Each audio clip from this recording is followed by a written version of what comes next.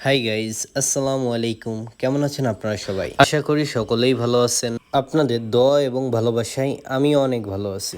আজকে আপনাদের মাঝে আলোচনা করব মুরগির রানীক্ষেতের ভ্যাকসিন নিয়ে।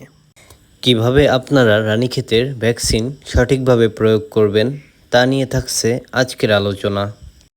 বিসিআরডিভি ও আরডিভি ভ্যাকসিন সম্পর্কে প্রথমে আমরা আলোচনা করব বিসিআরডিভি ভ্যাকসিন সম্পর্কে।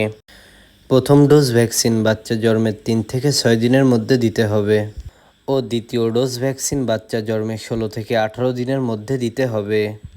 বিসিআরডিভি ভ্যাকসিন বাচ্চার যে কোনো এক চোখে 1 ফোঁটা করে প্রয়োগ করতে হবে।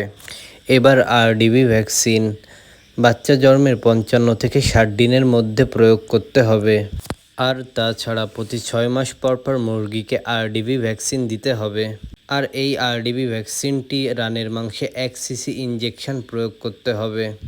ভ্যাকসিন প্রয়োগের জন্য পানি হিসাবে অবশ্যই ডিস্টিল ওয়াটার বা টিকার পানি ব্যবহার করতে হবে। আর তাছাড়া ভ্যাকসিনের তাপমাত্রা সর্বদা 8 ডিগ্রি থাকতে হবে। ভ্যাকসিন গলার পর 1 ঘন্টার মধ্যেই প্রয়োগ করতে হবে। বিসিআরডিভি একটি ভ্যাকসিন দিয়ে আপনি আপনার খামারের 100 মুরগিকে ভ্যাকসিনেশন করাতে পারবেন। মল্লিক এগ্রো থেকে এই ছিল আজকের আলোচনা।